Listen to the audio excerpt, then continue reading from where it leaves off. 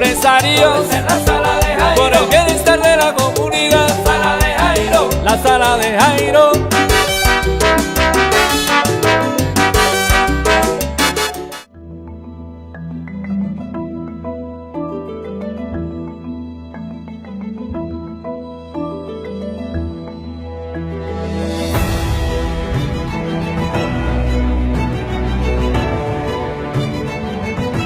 Nosotros, como pueblos indígenas, estamos muy abiertos a decirles a todos, a los estados, a las personas, a los individuos, a las empresas, que este espacio territorial no es solo para nosotros, sino para la humanidad, para todos ustedes.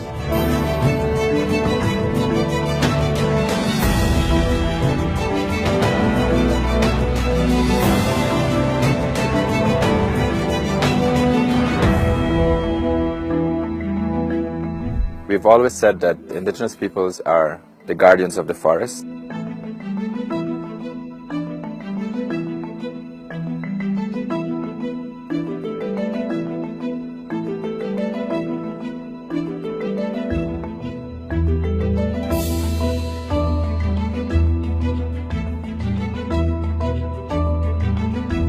Estamos contra un saqueo de los recursos naturales irresponsablemente que están dañando no solo a los pueblos que están viviendo ahí, sino están dañando el ambiente, y este ambiente contribuye a la salud global de todos los pueblos.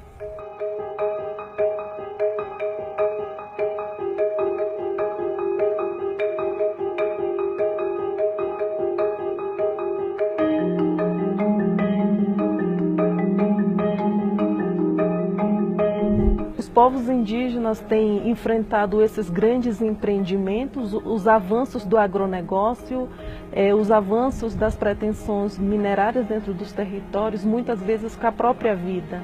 Essas lideranças que lutam, essas lideranças que estão à frente para a proteção, são criminalizados, são mortos, são assassinados. Então o desafio grande é nos manter vivos para continuar protegendo esses grandes territórios.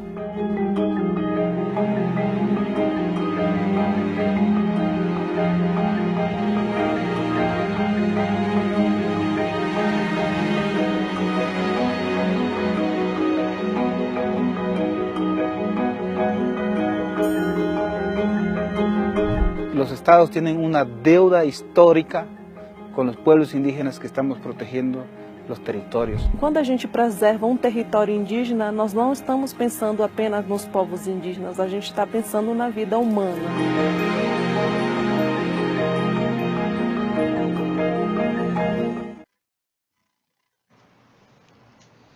Bueno, comunidad, y ahora sí atendemos nuestra visita, nuestro tema, que como decíamos en principio es coyuntural. No encontramos mejor ilustración que nuestros antecesores, estos indígenas, que nos dan ejemplo y se han unido a nivel de Sudamérica para defender la Amazonía, por lo pronto. Pero ellos están preocupados más que nosotros, y nosotros no hacemos nada, ellos se unen. Entonces no hay mejor contexto para hablar del calentamiento global hoy. Como les decía, nuestro invitado es Humberto Swan Barona, ingeniero agrónomo, especialista en calentamiento global. Ingeniero, qué placer volverlo a ver, bienvenido, ¿cómo ha estado? Jairo, un gusto estar aquí contigo, compartiendo con tu audiencia, muy importante. Muy bien. Calentamiento global, ¿eso es verdad o eso es un mito? ¿Qué es? Bueno, hay una gran discusión frente a si esto es un mito o si es una realidad.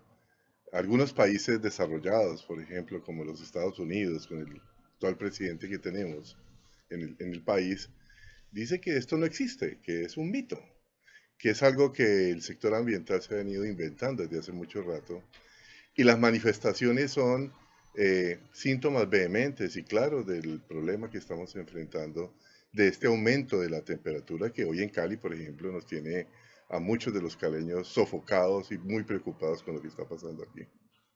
Entonces, nada de mito. No hay mito, hay señales inequívocas que el área ambiental hemos venido evaluando desde muchos años.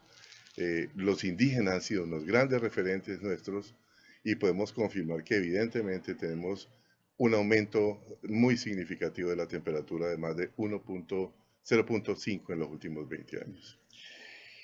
Ingeniero, ¿en qué consiste el calentamiento global hoy?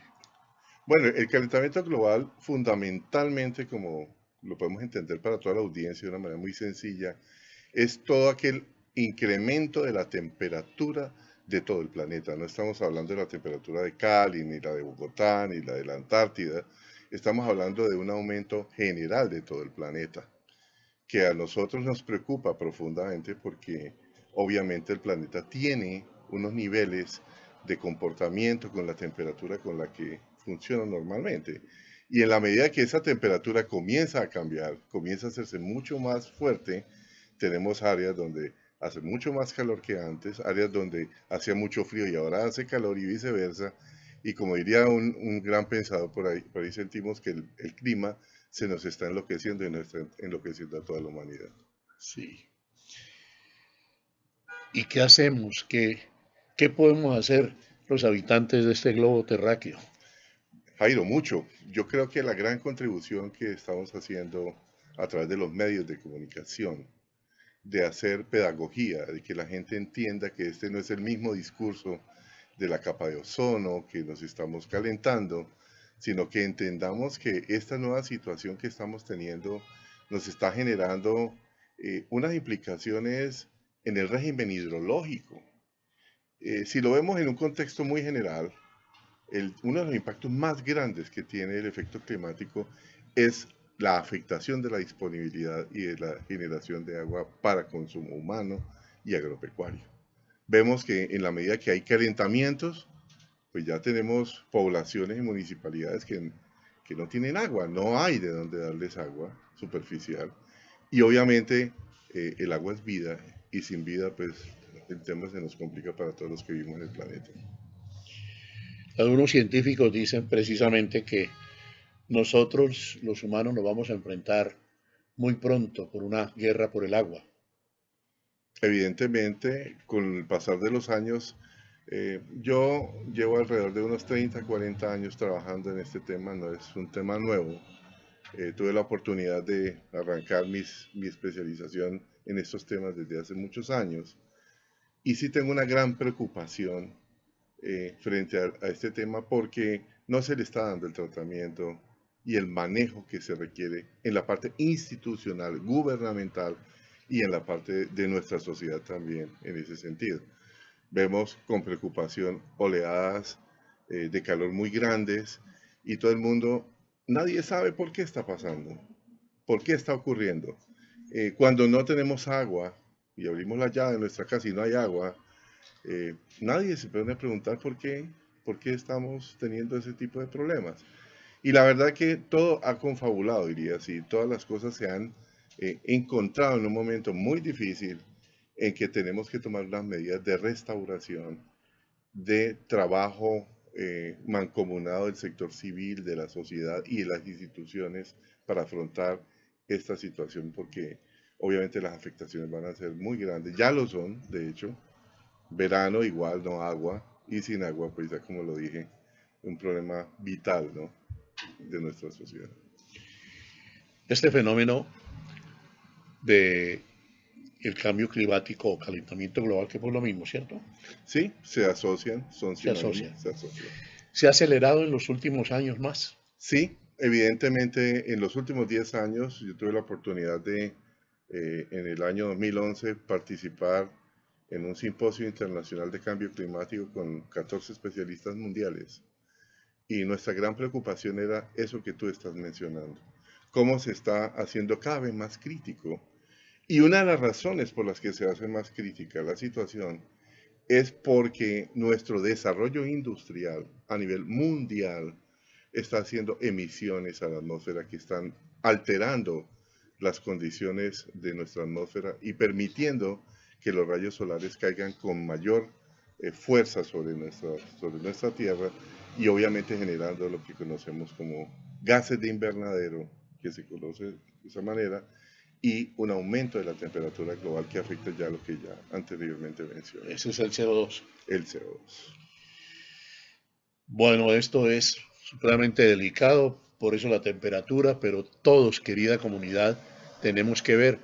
Esa es la reflexión máxima que queremos dejar en esta charla con el ingeniero Humberto Swan, Barona, especialista en calentamiento global, que nos visita hoy en la sala de Jairo. Ya regresamos.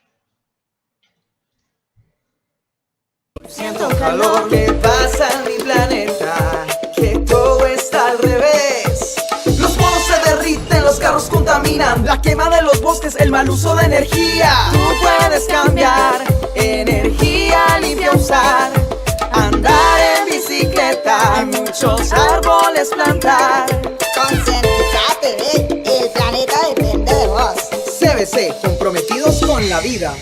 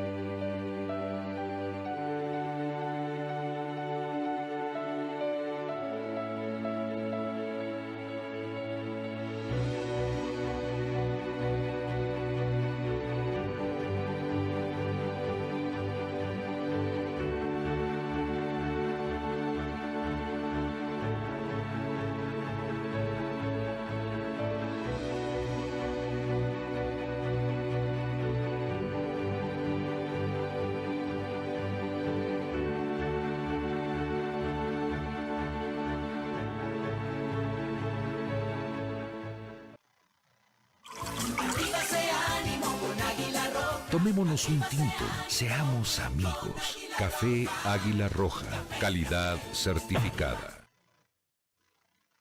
Ingeniero, ¿por qué no hay autoridad mundial que haga cumplir compromisos? Por ejemplo, yo recuerdo el de París recientemente, el de Kioto. ¿Cuál es la razón? Yo diría que podemos tener todo tipo de regulaciones, inclusive de encuentros internacionales, pero mientras no haya la voluntad de los seres humanos en ser conscientes de ese cambio, podremos hacer todas las cumbres. He sido testigo de lo que ocurrió en Copenhague, lo que ocurrió en París, el protocolo de Kioto y todo este tipo de cosas, y lo que vemos es que no hay la voluntad de los gobiernos para cumplir. Mientras en Colombia tratamos de captar CO2 a partir de crear bosques nativos para ese, hay potencias mundiales que siguen haciendo emisiones grandísimas a la atmósfera. Y Estados Unidos, Chile, inclusive aún la India, siguen haciendo ingentes emisiones de gases de invernadero, de CO2, no solamente de CO2, sino de fluorocarbonados a la atmósfera. Y en esa medida, pues, pareciese que a pesar de que tenemos un Consejo Nacional e Internacional de Cambio Climático, se regula, se habla mucho, pero cuando vamos a hacer las evaluaciones de qué tanto se ha cumplido, poco de aquello del cumplimiento. Y seguimos teniendo emisiones cada vez más y más graves.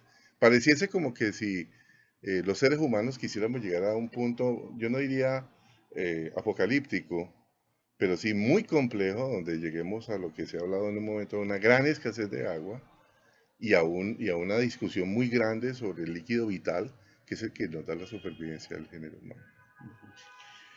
¿Qué tanto impacto hay en los commodities, en la extracción de petróleo, lo que se está haciendo hoy con el fracking, en fin?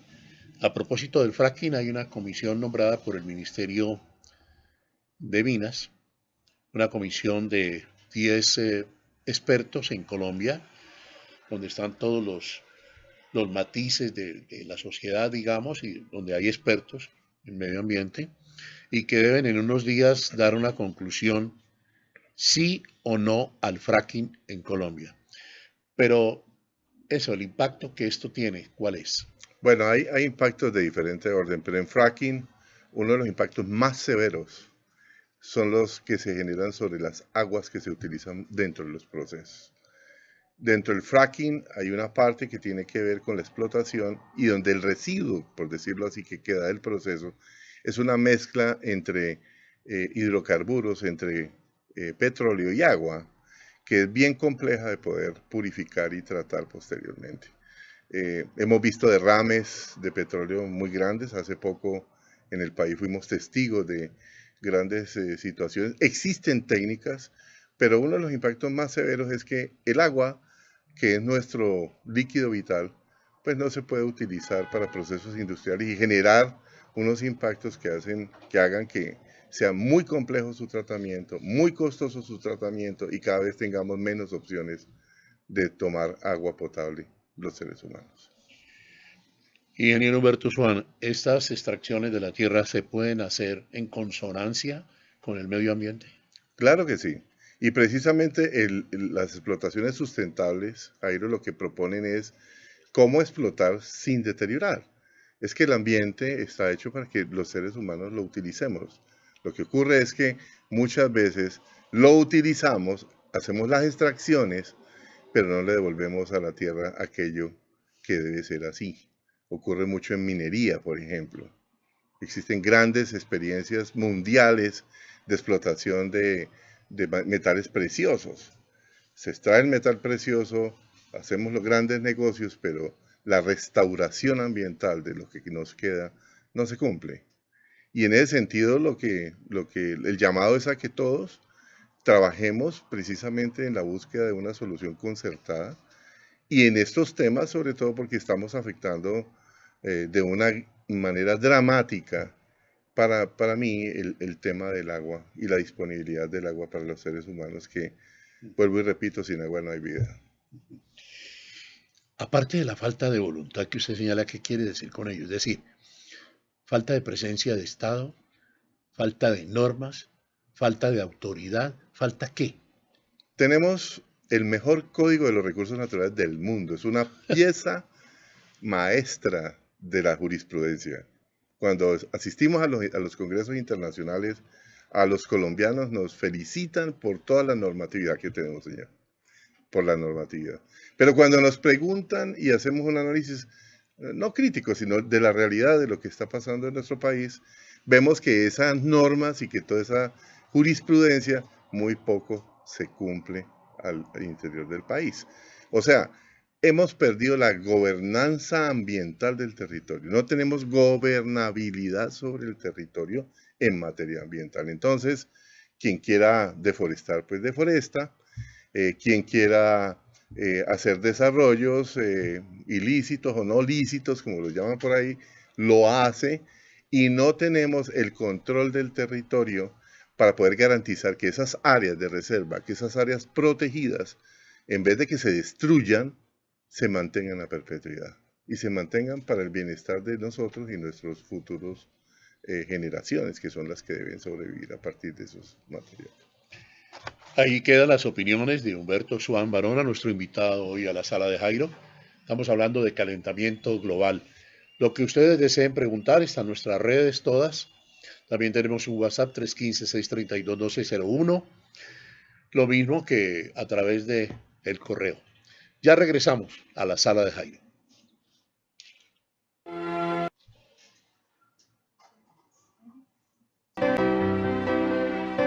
Cántame.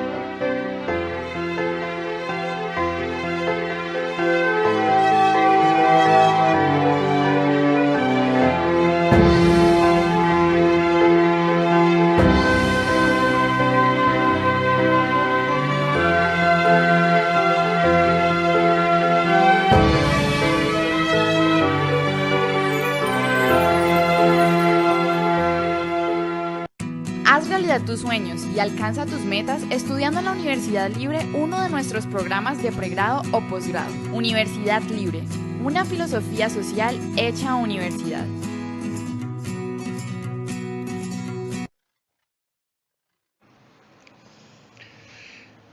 No hay presencia de Estado.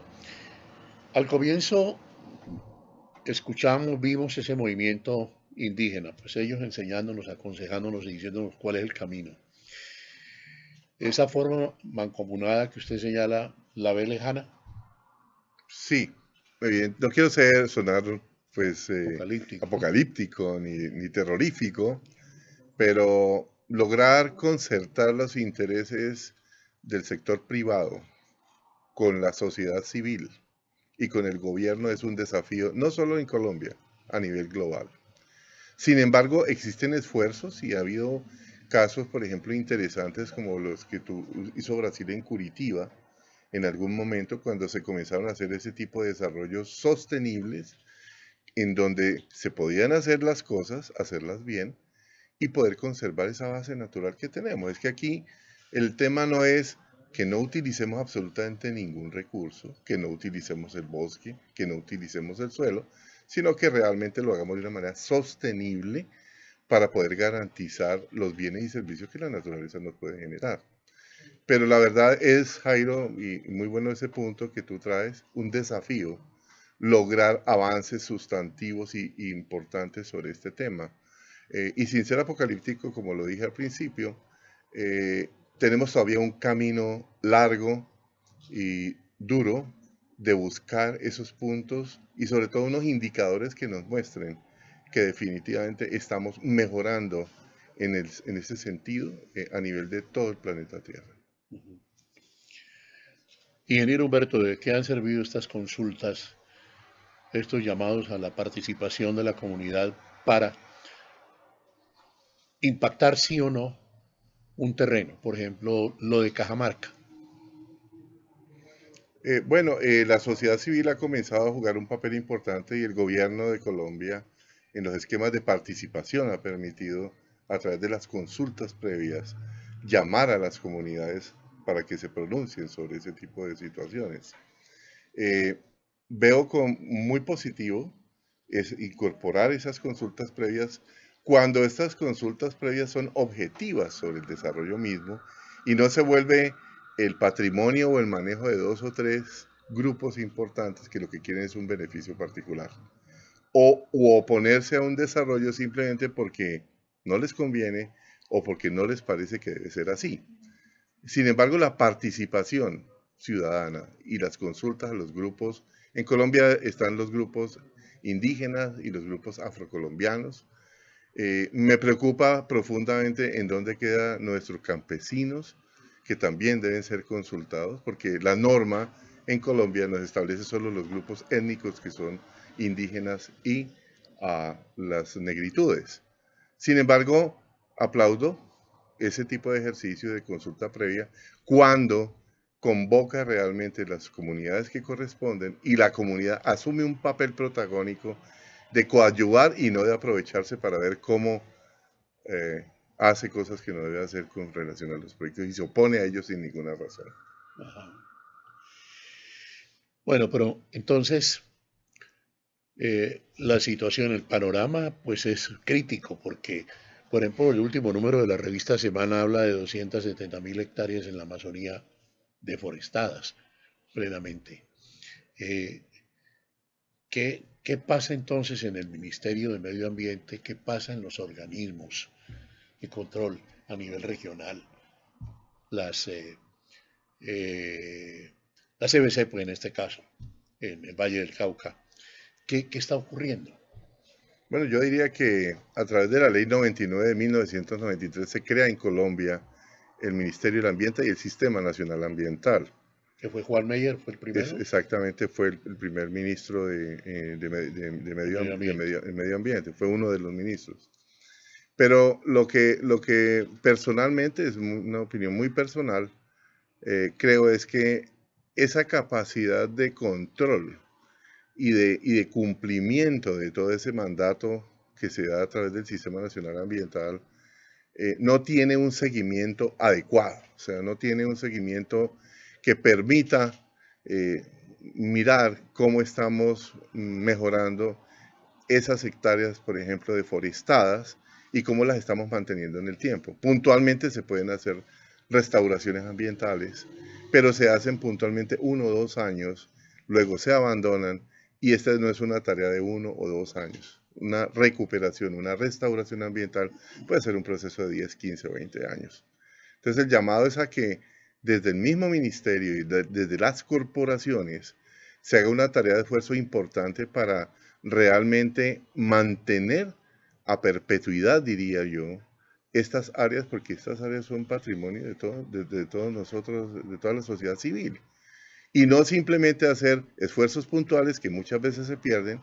Lo hemos visto en Cali, cuando se hace, por ejemplo, un programa de reforestación y en una época cruda como un verano como este, arden los cerros sin ningún control y sin ninguna piedad, y se destruye todo un patrimonio ambiental que se ha podido conservar durante 10, 15 o 20 años. Y se pierde lo ganado. Es básicamente el llamado a que haya esa posibilidad de trabajar juntos y lograr tener unas metas de recuperación, no solo a nivel de Colombia, sino del Valle y de todo el mundo. Bueno, tenemos la normativa y somos felicitados a nivel mundial.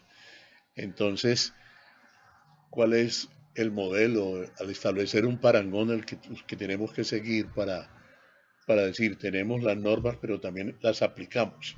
Sí, yo diría que, como lo dije inicialmente, nos felicitan por la normatividad, está perfecta, está muy bien elaborada, pero tenemos serios problemas en su implementación y sobre todo en el seguimiento, en el mejoramiento de nuestra biodiversidad. Puntualmente se hacen cosas, yo no voy a decir que no hemos hecho un trabajo importante, pero lo más importante sería lograr establecer unos indicadores que nos permitan ver año tras año cómo estamos mejorando nuestra biodiversidad en el país y en la región. En nuestro invitado hoy a la sala de Jairo, este tema de actualidad, calor insoportable, que ha llegado ¿a qué temperatura? No, pues en Cali, que tenemos una temperatura promedia de 24, 26 grados, estamos registrando 32, 34 y 36. Y todo el mundo está en Cali desesperado con esta ola de calor y todo el mundo anda preocupado sobre qué es lo que está pasando, por qué estamos pasando con ¿Por qué estamos en este infierno? Humberto Swan Barona, nuestro invitado hoy a la sala de Jairo.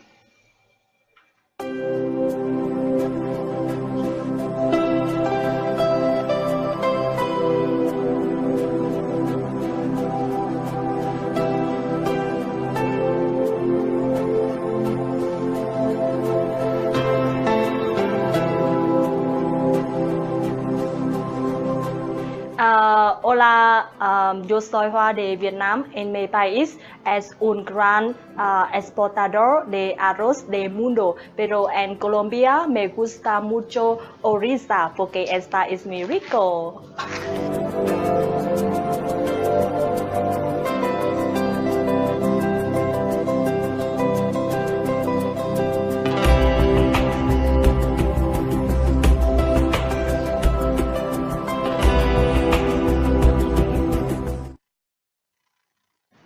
Dentro de los compromisos, si hay una política pública para continuar haciendo lo que debemos hacer, no la ves decir, aparte de la normatividad, ¿qué debemos hacer para que haya una política pública? Porque viene un ministro del medio ambiente en un gobierno, hace una cosa, llega el otro gobierno y hace otra. Evidentemente es una de las grandes dificultades del sector. No tenemos una política pública construida, y lo pongo como ejemplo, en el tema del agua. Vuelvo y reitero el tema. Tenemos temas de agua en salud pública, tenemos temas de agua en las corporaciones, tenemos temas de agua en las gobernaciones departamentales, y el agua es una misma, es una sola. Y muchas veces estas normatividades y estas acciones no es que sean antagónicas, no suman, no son congruentes frente al tema. Hemos propuesto desde hace algunos años en Colombia crear la autoridad del agua en Colombia, o sea, tener un interlocutor único para hablar del agua. En el año 2014 tuve la oportunidad de ser invitado por el gobierno de Holanda a disertar sobre temas de agua potable y de saneamiento en la primera misión holandesa. Y mi primera reacción al llegar a Holanda fue encontrar que había autoridades del agua por doquier. Y obviamente no voy a comparar a Holanda con Colombia, pero me dejó un gran ejemplo, y gracias a ese ejemplo me traje unos programas de cooperación para el gobierno departamental del momento y para Acuavalle, para comenzar a implementar precisamente esas autoridades del agua. ¿Cómo podemos no calcar el modelo holandés, sino vallecaucanizarlo y poder tener la oportunidad de mejorar esas condiciones. Y todo es posible en la medida que hay voluntad y uno quiere hacer cosas. Por eso, y hasta el momento, ¿qué pasó con su propuesta? Bueno, esa propuesta ha ido avanzando. Sé que actualmente se han hecho algunos ejercicios en municipios y obviamente tenemos que fortalecer desde las autoridades ambientales las fuentes de agua. Las fuentes de agua nuestras, lo que llamábamos hace muchos años los ojos de agua, no tienen vegetación, están deforestados, no tienen, y es bueno hacer esta reflexión porque no es que el bosque produzca agua, es que el bosque regula la producción del agua. Y en la medida que lo destruimos y lo acabamos, pues la regulación se vuelve más difícil. O sea, en épocas de verano, casi que uno podría, con una zancada, pasar un cauce natural del río. Y en épocas de invierno, pues se vuelve unas avenidas torrenciales espantosas, porque ese regulador lo perdimos. Entonces, debemos recuperar ese nivel trabajando mancomunadamente, pero no en un año, ni en 2 años, sino a 10, 15, 20, 50 y 100 años, como lo hacen otros países, en procura de mantener esa base natural que es la que hemos perdido. En el caso de los Países Bajos, de Holanda, ellos por su condición geográfica y demás tienen esa autoridad del agua. ¿Y cuál sería el primer punto, el punto vital en ellos que uno viéramos? Aquí tenemos la normatividad, nos falta esto, porque con todo respeto, ingeniero, a mí sí me gusta compararme con Holanda, con Alemania, con Dinamarca, con Finlandia. Yo sí quisiera, porque es que este país lo tiene todo. Y es tanto lo que tenemos que le hemos dado con todo y no lo hemos acabado. Así es, así es. Y sobre todo en nuestra riqueza hídrica que es tan importante en el país.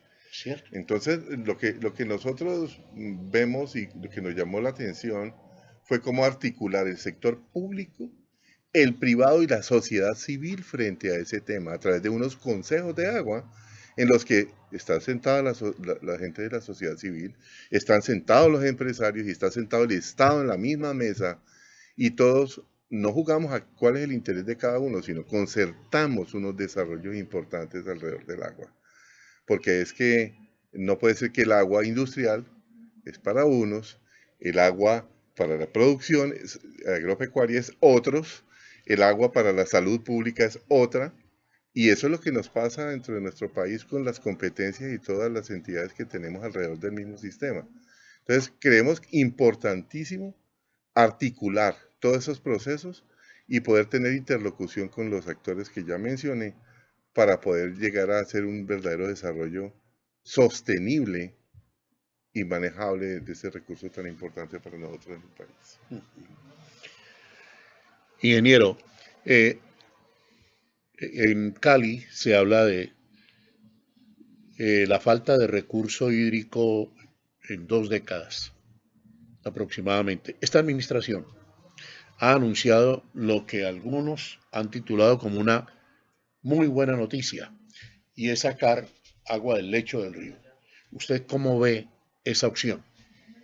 Bueno, existen técnicas para aprovechamiento del agua. Personalmente yo conocí esa experiencia. Se llama la filtración de lechos del río, en donde en la parte, digamos, del cauce donde está el río, en la parte profunda, el agua tiene una claridad y una pureza, por decirlo así, grandísima, a pesar de que haya avenidas torrenciales en la parte superficial. Son opciones que hay que mirar. Cali ha venido desde hace mucho tiempo entendiendo que no puede seguir tomando agua del río Cauca, que cuando se pone turbulento, entonces tenemos que esperar 2 o 3 días los caleños a ver cómo nos podemos bañar, porque hay que parar, no podemos darle a la gente agua con barro. Y cuando estamos en épocas de verano, pues también tenemos que parar porque no hay suficiente, a pesar de que Empresas Municipales de Cali hizo un reservorio importante para darnos agua durante el tiempo. Y las alternativas que debemos estudiar, y hemos venido estudiando desde hace muchos años, no nos concretan una solución práctica para la ciudad de Cali. A mí a veces cuando voy a los seminarios internacionales me da un poco de vergüenza cuando todavía estamos en la capital del Valle del Cauca, que es tan importante y conocida a nivel mundial como la capital de la salsa, tengamos todavía problemas serios en la regulación del agua, cuando ya sabemos desde hace muchos años que tenemos que buscar opciones de sostenibilidad y que tenemos agua suficiente para poder regular y poder garantizar que no estemos en ese vaivén con este tema climático y la oportunidad de tener agua en la ciudad.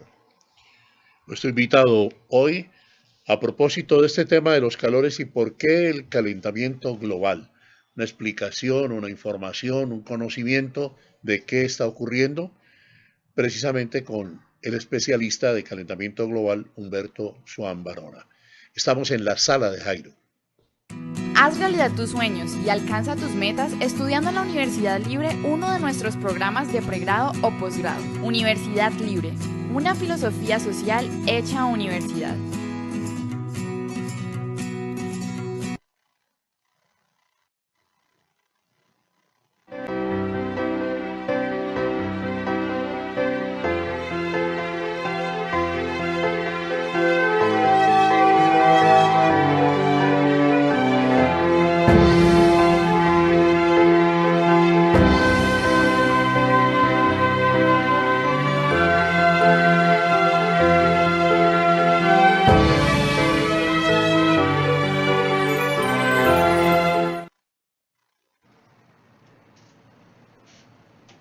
Bueno, ingeniero, le hemos perdido el rastro, pero qué bueno.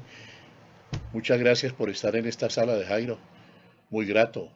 Y reconocerle toda la gestión que usted hizo al frente de Acuavalle. Eso es muy importante.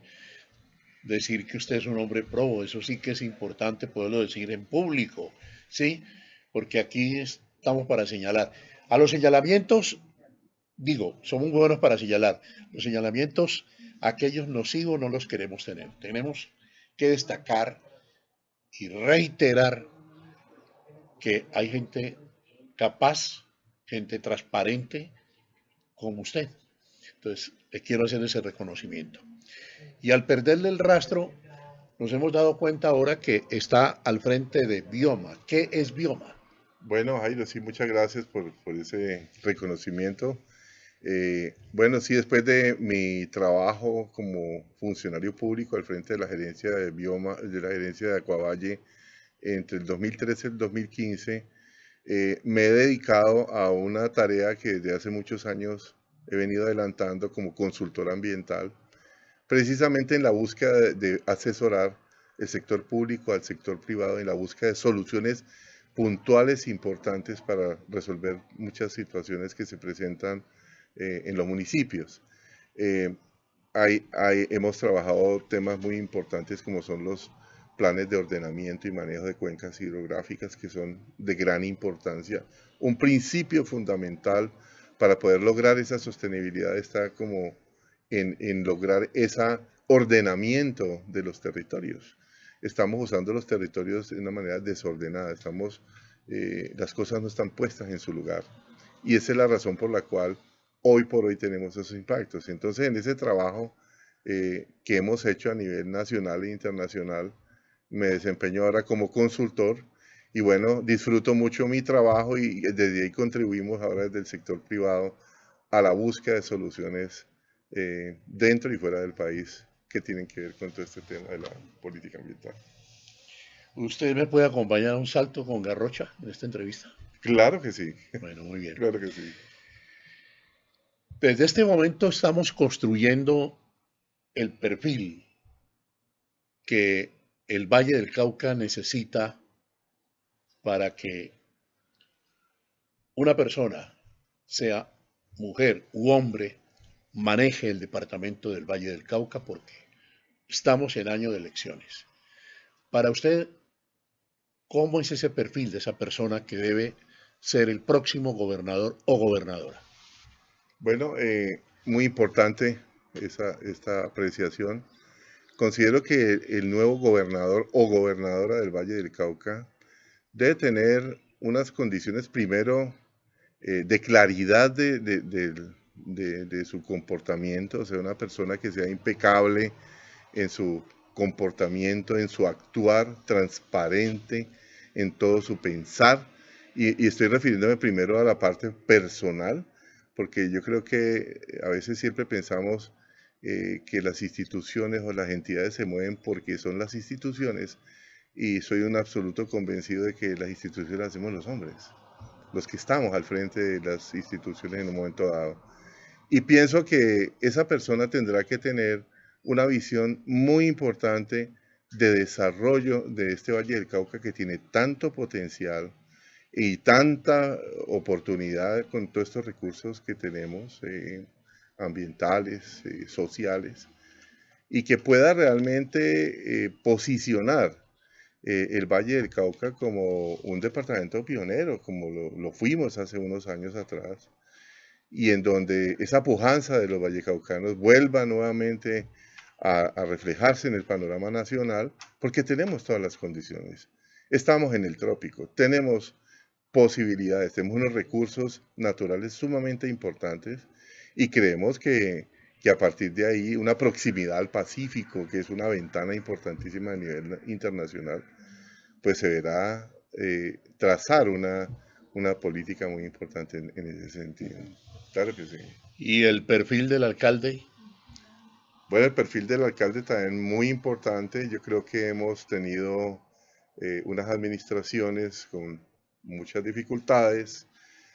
Buscar una visión, yo diría, muy integrada y mancomunada de Cali como ese centro de desarrollo del Valle del Cauca, en armonía con el contexto del departamento. Es que a veces veo que como que se piensa mucho en el municipio y se piensa mucho en el departamento, pero como que no hay una integración real de lo que somos los caleños frente al panorama departamental. Y en ese sentido creo que es importante que existan una posibilidad de que los vallecaucanos y los caleños podamos dar ese salto de garrocha del que tú hablas, con personas que realmente nos ayuden a mejorar esos indicadores de desempeño, a estar cada vez mejor frente a muchas cosas, porque sí hemos visto pues situaciones muy complejas, sobre todo para la ciudad de Cali en materia ambiental y en materia social. Sí, ingeniero, pero una cualidad puntual, sine qua non, que deben tener o gobernador o gobernadora o alcalde o alcaldesa. Sí. ¿Cuál es para usted? Para mí, una condición fundamental: transparencia, honestidad y cumplimiento. Para mí son condiciones fundamentales, sobre todo que haya esa visión de querer integrar, incluyente, de todos los sectores, y no de favoritismos hacia ciertos sectores o de preferencias a ciertos sectores. Somos una sociedad que todos necesitamos, y si encontramos en ese pluralismo, esa posibilidad, bienvenido sea el nuevo gobernador o gobernadora y el nuevo alcalde o alcaldesa de la ciudad de Cali. Ingeniero, muchas gracias. Un gusto, Jairo. Muchas gracias por estar contigo. Bueno, hemos hoy cumplido con estos temas que siempre esperamos sean de interés para la comunidad. Aquí están como los otros temas. Eso nos proponemos, hacer unos temas diferentes, pero siempre con importancia para toda la comunidad, que sean útiles a nivel de educación, a nivel de reflexión, a nivel de conocimiento. Hoy el calentamiento global con el ingeniero Humberto Suán Barona, precisamente especialista en este tema. Hay que dar unas conclusiones muy importantes que las vamos a avanzar ahora en nuestras redes, porque son de tener atención, de poner atención, de tener cuidado, y sobre todo como una de las frases que dijo el ingeniero Suán: mancomunadamente, este es un problema de todos. Gracias por habernos acompañado. En la sala de Jairo, educación. En la sala de Jairo, medio ambiente. En la sala de Jairo, salud y cultura. En la sala de Jairo, entretenimiento. En la sala de Jairo, empresarios. En la sala de Jairo, por el bienestar de la comunidad. La sala de Jairo, la sala de Jairo.